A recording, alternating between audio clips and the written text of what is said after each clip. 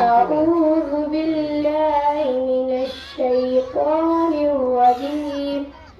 بسم الله الرحمن الرحيم. وجيء يومئذ بجهنم يومئذ يتذكر الإنسان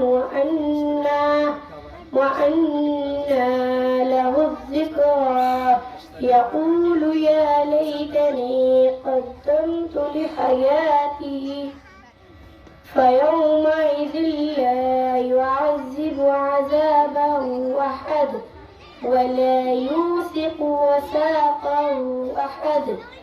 يا أيتها النفس المطمئنة ارجعي إلى ربك راضية مرضية فادخلي في